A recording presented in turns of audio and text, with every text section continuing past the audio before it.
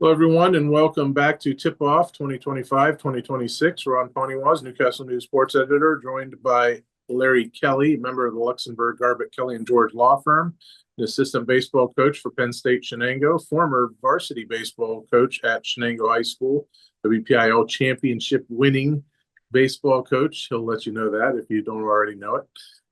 And former coach at Holy Redeemer as well. Yes, the Holy Redeemer. What were we called? I should know this, and I can't read. Blazers. We were the Blazers. Yes, absolutely. Yeah. So great to be with you. Hoop season is winding down. Couple great games over the weekend, and here we are. That's right. Yep. We have made it to the final week of the basketball season, which means somebody's still playing. We have some segments for you this week. We're going to tell you about a young lady that helped her team continue to advance.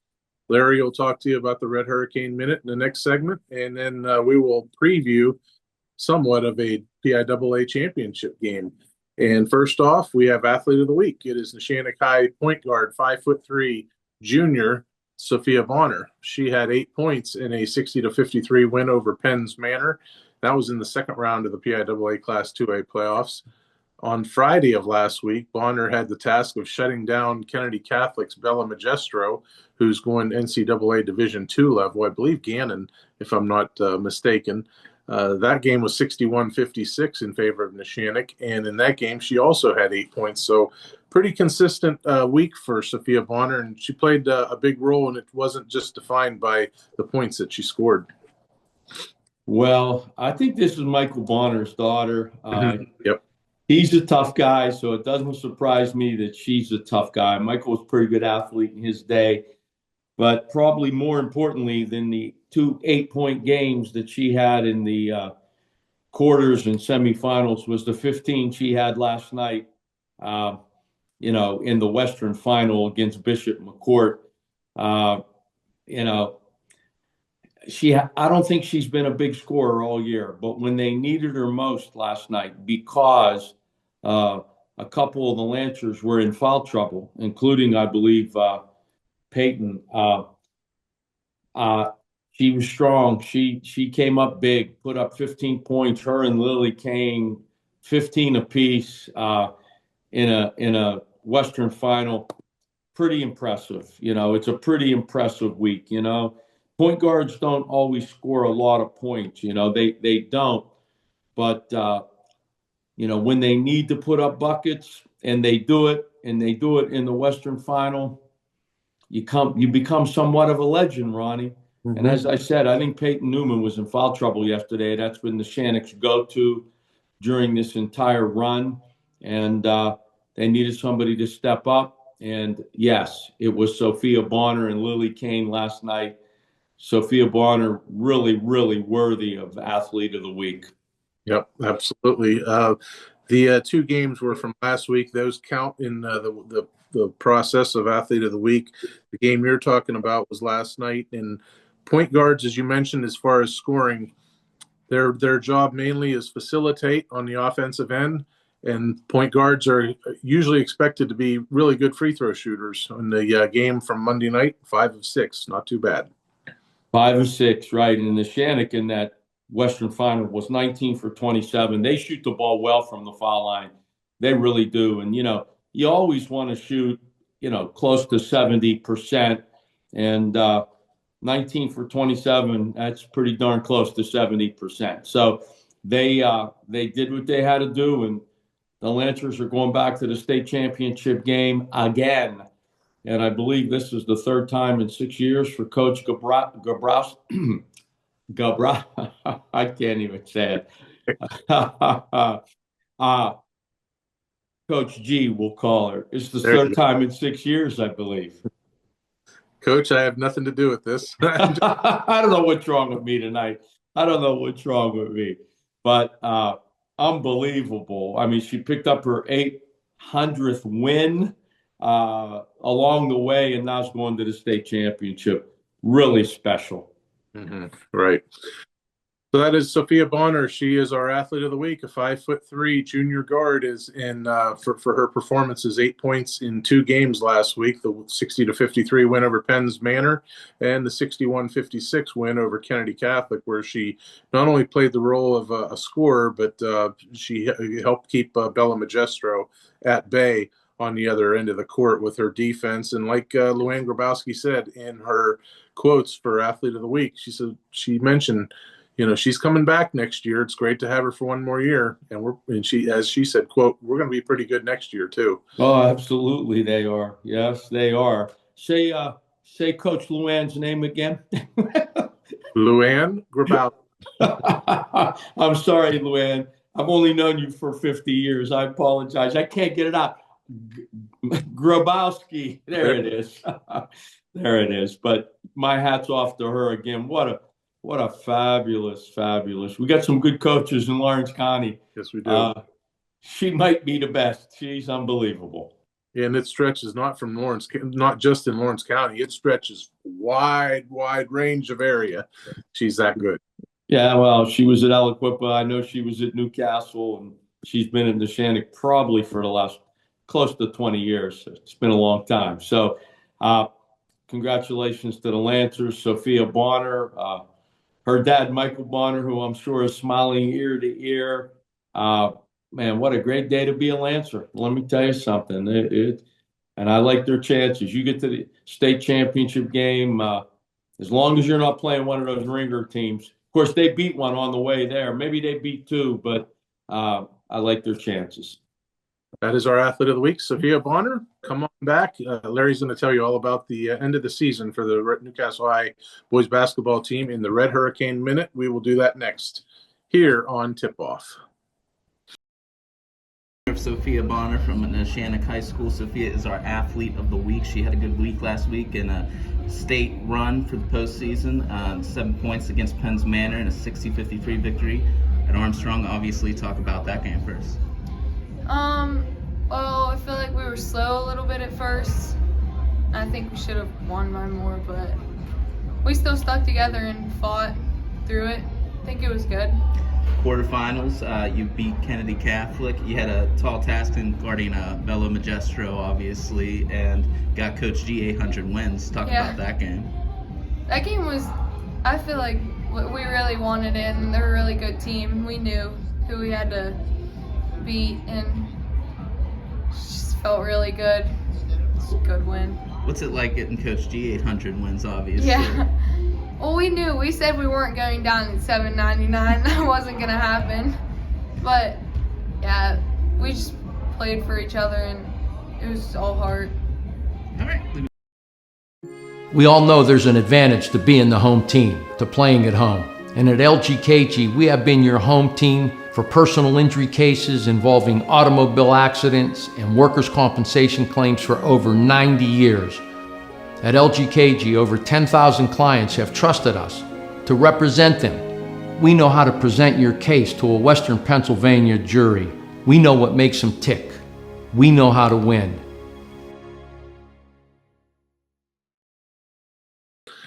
We're back with you here on Tip-Off. This is our Red Hurricane Minute. Newcastle High boys basketball team was eliminated on Saturday early evening, we'll call it, as the game ahead of them went overtime and pushed that game to an even later start. Newcastle was ousted by Central Dauphin 54-43. Larry, floor is yours. Yeah, I was able to watch the game because Lawrence County Sportsnet and a couple of sponsors made it happen, one of which was Jesse Moss's foundation donated some money so that the game could be broadcast, and anybody that's been a Red Hurricane fan for years knows of Jesse Moss, one of the greatest athletes, one of the most generous men ever in Newcastle. Passed away a few years ago, and his daughters Kylie and Hygia are carrying on his name with the 25 Foundation, and they help sponsor the event. But look, they lost to a good team. They did. And might I dare even say a team that was a little better than us. Central Dauphin was good, and they were long. From what I was able to watch on TV, their guards were able to stay in front of our guards. They were able to stay in front of Marino, Graham, and Kai Cox. And as a result of that, we didn't get much dribble penetration, and we had a hard time scoring in the paint. In the first half, I think we had 20 points, and more than half of them were from three-point land. I think at one point in time, we were 4 for 5 from 3. And, as I'm watching the game, I'm talking to myself and out loud said to my wife, this isn't good because this can't continue. You're not going to shoot 80% from three-point land. But we had a hard time, getting that dribble penetration and getting the ball in the paint. That continued for most of the game. We did hit a bunch of threes in the third quarter and took the lead. Outscored them 18-6, and it looked like, again, things, it was turning, but we hit a high percentage of three-point field goals in the third quarter too, Ronnie, and you're not going to shoot that well. You're not going to shoot 60-70% from three-point land, and that's what we had done there for a while. If there was a turning point in the game, it was the missed goaltending call. I don't know if you saw it. Mm-hmm. We got a breakaway. Marino Graham's going in for a layup. The player from Central Dauphin hit the backboard. No ifs, ands, or buts. There's about 5 different views of it. And the shot doesn't go in. I'm not so sure that the player hitting the backboard is what caused Marino to miss the layup. But it's under the rule, it's a clear goaltending call. If you smack the backboard and the backboard moves, which it looked like it did to me, then that's goaltending. At the time, I think the score was 45-42. That had made it 45-44.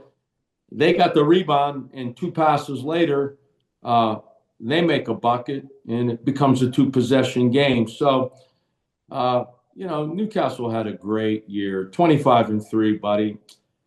And as I said last week, there's a fine line between great and special. And we're kind of spoiled at Newcastle under the direction of Coach Belundo, Coach Donalac, Billy Humphrey. Those guys have been here a long time. We've had a lot of special seasons, and this one was good. It just wasn't special. And as I said, Central Dauphin is good. I predict they're going to beat Upper St. Clair. I do. I just thought they were the best team we saw all year. Their guards were long. They were quick. And they made it difficult for us. Marino had 3 points. You don't see that very often. And Kai Cox was held under double figures. I'm not so sure anybody held Kai under double figures all season. He had 8 points. And that was the difference. Yeah, 40-41, I believe, was the score at that time, the play that you're talking about. And Central Dauphin got the rebound and went right down the other way and essentially made it a 4-point swing. No 2 on that end, and easy 2 on the other end, and that's a 4-point swing. And I think, if I remember right, Newcastle was outscored down the stretch 14-3. Difference is 11 points. There's your 11 right there. As Coach Blundo said on after the game, when you look at the score, it's 11 points, but it wasn't an 11-point game. It was a 1-possession game. Yeah. We had to start fouling them towards the end of the game. And, to their credit, they hit their foul shots. They were 9 for 11 from the line. And again, we only shot 2 foul shots. We were 1 for 2, and that was in the first half. Damian Harrison went to the line, made 1 out of 2. And again, it's just a testament to Central Dauphin's defense. They didn't allow much dribble penetration into the paint. You hear me say that every week, but I'm a firm believer that dribble penetration, you can get the ball in the paint. It creates offensive opportunity. Either you convert yourself, you drop a pass off, as Kai did to Jaden Schaefer a few times. Jaden had 8 points in that game. Or you kick it off for a wide open 3. And, we got some good looks at 3 in the third period. They were pressing us, and we were doing a pretty good job of breaking the press and creating some wide open looks, and we knocked them down. But again, we shot a very high percentage, and that's not going to happen, consistently. If you could shoot 35% from three, if you could make one out of every three, that's an excellent game. It's not very often you're going to shoot a higher percentage than that in a basketball game. 25-3, quite a year. As you mentioned, a little bit of a difference between great and special, very fine line between the two. They lose some players to graduation. Quaylen Davis, I believe, is one. Damian Harrison is another. Chase Lemon, I believe. These are off the top of my head. I'm trying to remember. Yes. Those are the three that saw most of the action. Travis Wetzel was also a senior. And those guys played big roles. They played big roles. They played a lot of minutes and did a lot of the little things that are so important to Red Hurricane basketball. Defensively, being in the right spot, taking charges, rebounding, providing weak side help. Those guys did a lot of that. And if there's a tougher player in Western Pennsylvania than Chase Lemon, I want to meet him. I had that kid when he was in 8th grade. He's a junkyard dog, man. And, he knocked down a couple threes for us also in that game. I think he had 2. And defensively, he's so tough. So they'll miss those guys. But when you can come back with Kai Cox and Marino Graham to get it started the following year, you got a pretty good chance to be really, really good again. Yeah, that was my next point. Like any other year for Newcastle, the cupboard's not bare for sure. They're just going to recharge the battery and reload. I don't know what they have coming up from 8th grade like Marino Graham did last year, but we're going to find out pretty darn soon. November will get here before you know it. Yeah, and look, it would have been tough to win a state championship. Why do I say that? Imhotep Charter's on the other side of the bracket, and they won their game 2 nights ago. They beat Parkland 70-39. I mean, these teams got 4 and 5 Division I basketball players on. It's one of those schools where that just screams that they should be in their own bracket, because they not only recruit kids from Western PA, sometimes they get them from New York and Delaware. They get them from everywhere. And, whoever comes out of the West, whether it be Central Dauphin or Upper St. Clair, they're either going to play Imhotep Charter or Father Judge, and both of those schools are loaded. Yeah, and next year, Newcastle, from what a lot of people say, will drop down to Class 5A as the, classifications realign at the end of this basketball season. I'm sure you're in that camp that they will drop down to 5A. Yeah, there's no question about that. I think there'll be a 5A school next year. And not that there isn't a boatload of talent in 5A, because there is. There is. But anytime Coach Belundo's at the helm, I like our chances. Okay.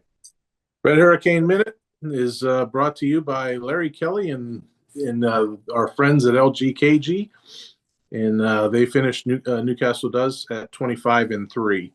Come on back. We are going to tell you about the upcoming state championship game at the Class 2A level for girls. We'll do that next here on Tipoff.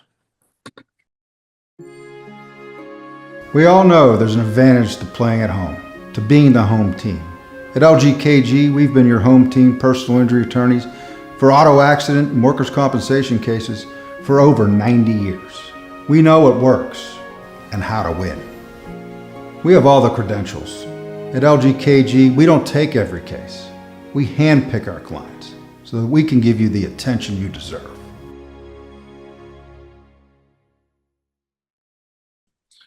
Back with you here on Tip-Off, our final segment of the week, and it is our championship edition. Thursday, March 19th, the Neshannock girls will take on a team from parts unknown. Why do we call it parts unknown? Because Berlin Brothersvalley and Southern Columbia are doing battle right now as we speak, as we film this Tuesday night about 8:20 p.m. Right now, Larry, I can tell you that Berlin Brothersvalley leads Southern Columbia 19-15 at the end of one quarter, so it's ultra competitive. Jury's still out on who the Lady Lancers will play, but that game is set, the championship, for noon on Thursday at Hershey's Giant Center. Yeah, it's exciting playing in the state championship game. I made that trip twice with Newcastle. It's just exciting. It's a great venue. The PIAA does a great job in hosting the event. And, Neshannock, they brought back the gold the last time they played there. And, I don't know where Berlin Brothers in Southern Columbia are playing, but I got a funny feeling that Coach Grabowski may be in her car making a trip today to watch that game in person. There's nothing better than, you can get the film on it. There's no question about that, but nothing better than sitting there in person and watching what's going to happen. And again, I don't know where that game's at, but it wouldn't surprise me if Luann got in her car, had an early practice, and drove out there to watch it. I know where the high school is, or I should say I know what high school they're playing at, but I couldn't tell you where in the world it's at. Big Spring? No clue. Yeah, I don't know. I don't know, but it wouldn't surprise me if Luann is there. Yeah. All right. One topic we can knock out regarding this championship preview, even without knowing who they play. Larry, you have worked on Ralph Blundow's staff as a varsity assistant. You've obviously been a head baseball coach. So we're going to put you back in the role of a head varsity coach. Doesn't matter if it's baseball, doesn't matter if it's basketball. Would you enjoy such a short turnaround, no matter which end you're on, Neshannock's end, where they're in the clubhouse waiting for somebody, but they have no idea who they're preparing for, or you're in the other role of, okay, we just won on Tuesday, Wednesday's a travel day, and we got to play at noon on Thursday. That's just an awfully quick turnaround. What needs done, if anything, with this playoff format? I like the little extra rest. I do, especially basketball, because, you're talking about fresh legs. Baseball, it's all about pitching. An extra day's rest for your pitchers is really important. So, if Neshannock has any edge, it's that they played on Monday and they will have the extra day's rest. I'm sure they practiced today, light practice. They'll travel tomorrow, but there'll probably be a shoot around somewhere, and then, be rested to play on Thursday. Whoever wins the game tonight is going to have one less day. I don't know what their travel is going to be like. I don't know how close those schools are to Hershey, but I could tell you in Neshannock, if they got a 4-hour bus ride, maybe 4.5 hours to get to Hershey. So I like the extra rest. I like the extra day. I think that's an advantage for Neshannock. So Neshannock, in your mind, has the advantage, even though a school like either Berlin Brothersvalley or Southern Columbia was able to sit around on Monday night and kick back and say, okay, well, we lost the chance to play tonight, but we'll watch them and see what we can find out. Whereas Neshannock, they get one less preparation day. Yeah, but they get the extra day's rest. They'll be either film, or Luann will be there in person watching this game tonight. She'll probably spend all night with her staff breaking it down, and then tomorrow reviewing that breakdown with her team. A varsity coach during the season spends a lot of time. You break down your film, you break down your opponent's film, then you break down both films with your team, and then you practice. Those are long days during the season. They're exhausting too. Yeah. Any way to remedy things? If are you happy with from afar, from an outsider's perspective? Are you happy with how things are going? First, let's put it this way. First off, should the PIAA have pushed things back? The Thursday games, any of them that might have been affected with short turnaround, push them back a day. I don't think you can do that. The venue scheduling has been set for a year. Who knows who else is playing and when they're playing in the Giant Center in Hershey. So that's probably impossible. It's just, again, it's an advantage for the team that gets the extra day's rest. I do believe that. Again, your legs, you get fresher legs. Nobody's legs are real fresh this time of year, but you get fresher legs with the extra day's rest. And then another topic that I've seen floating around different places, on Twitter is people wondering, maybe you should when you play your final, your semifinal game, maybe you should have a week off or something before the championship game. Time to rest. That you built in time where if Mother Nature decides to dump 5 inches of snow or whatever and wreak havoc and force some postponements here or there, and other teams don't have that postponement option. A lot of people are discussing that. Any thoughts regarding that? I don't. Again, scheduling, baseball season's right around the corner. I think Elwood Lincoln High School played a game yesterday. So, A half of one. Yeah, well, what I'm saying is, you have one season that runs into another. So I just don't see that ever happening where you get an entire week off. And I'm not so sure that's necessary.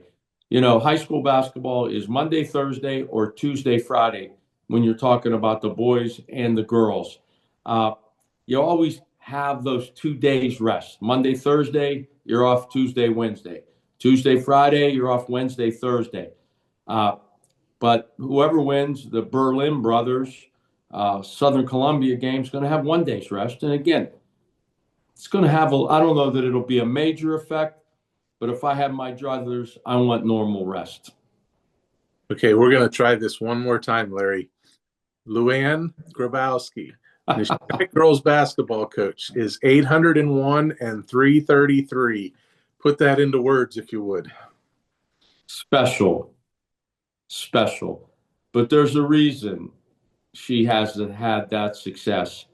It's a year-round passion for her.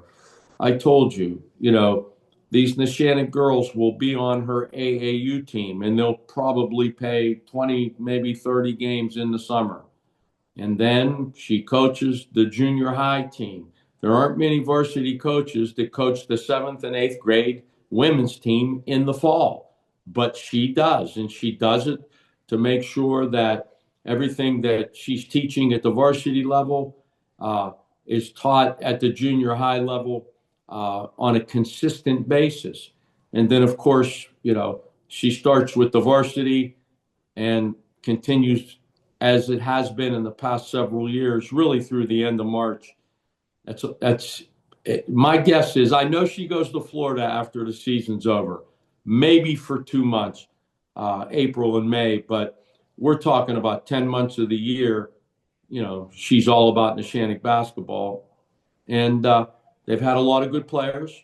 You can't win without good players, but that's a large part in why they've had the success that they have had. She will have earned those 2 months of vacation and those Mai Tais on the beach for sure.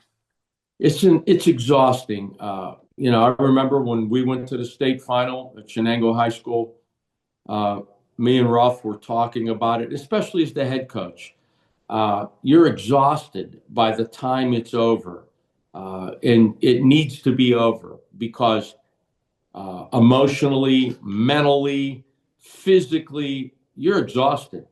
And I'm sure that, if you would have talked to Ralph after the game on Saturday, he would have been exhausted. And I'm sure Luann is exhausted at this point.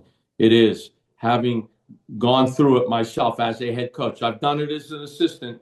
It's not the same, Ronnie. It's not quite the same as being the guy or the girl that's got to call all the shots. And it's physically, mentally, emotionally exhausting when the season is over. Is that a blueprint, in your opinion, being that you said that she, obviously she coaches, the 6th and 7th and 8th grade levels and this and that? Would you say that that's, if you were to tell a coach this is the blueprint and you should probably follow what she does, Would you recommend that? Absolutely. But it takes a major time commitment to do that.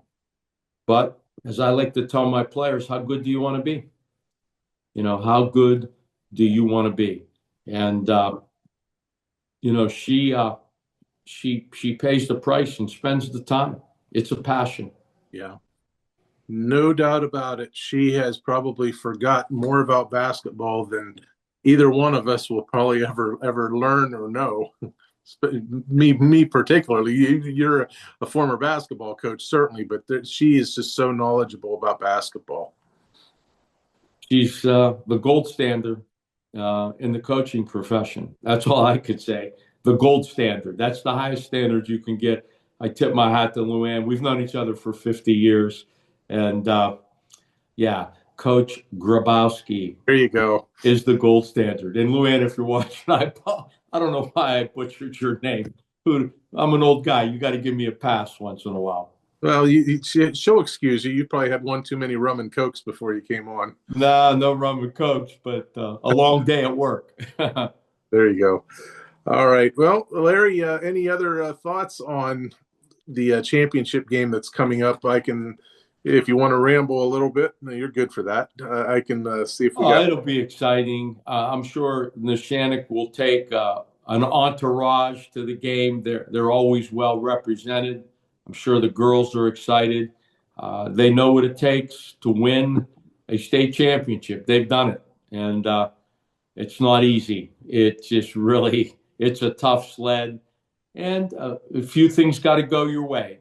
There's always a call. Again, the Newcastle game, if that goaltending call, which by the rule was clearly goaltending, if it goes Newcastle's way, that game could have changed, because now it's a 1-point game. And the bucket's made, and, you know, that was a 4-point turnaround. The shot that was missed, the rebound, and literally one pass down the court, and they converted a layup. So, you know, there's always a shot, there's a play, a call, that if it doesn't go your way, you know, it can mean the difference between winning and losing. I have a partial score here for you. Okay. Berlin Brothersvalley 36, and it literally says Southern Columbia. But it also, that's a high-scoring game. I think they each put up around 20 points in the first quarter of the game. Mm-hmm. That's a high-scoring girls' basketball game. You know, it's right now they're probably not at halftime, and like I said, Southern Columbia is at 36 points, or Berlin Brothers is at 36 points. It is at halftime. Berlin Brothersvalley 36. Southern Columbia does not have a point value. The guy that's tweeting it left you hanging. That's why it's a partial score. Yeah. Okay. Well, but it does say Mountaineers held Tigers to 5 points in second quarter. So if we can piece things together, I'm thinking 36-20 at the break. Yeah. Valley. Yeah. Yeah. So they're playing pretty good defense and they're scoring the basketball. So, but the Neshannock's going to show up. They'll be there. You understand? They're coming. So if Berlin Brothers thinks we're not, yeah, don't think that. We'll be there. It's Southern, and remember, Southern Columbia is the team that's losing, and this is girls basketball. It's not football, so I don't believe that they're the basketball juggernaut that the football team. Yeah, they're a football juggernaut. That's for sure. Yeah. All right, Larry Kelly, I appreciate you joining us, and I appreciate everybody out there watching us for joining us. It's been a great basketball season for Tipoff. We've made it to the final week. That means somebody around this county has had one heck of a basketball season, and that is Neshannock High School. We wish Neshannock High the very best of luck, players, coaches, staff, the fan base. We're pulling for Neshannock to bring home the big gold ball to Lawrence County. One more time, Larry, how do you pronounce it? Coach Luann Grabowski, there you gold go. Standard of high school basketball coaches. Coach G, best of luck to you and your program. Bring it back, and we'll be back with you next week to wrap things up here on Tip-Off. Thank you for joining us, everybody. We all know there's an advantage to being the home team, to playing at home. And at LGKG, we have been your home team for over 90 years. We're more than just a law firm. We're your friends, your neighbors, an advocate when life takes an unexpected turn. We're not just lawyers that practice law. We live in this community, just like you. When you need us most, we're at our best.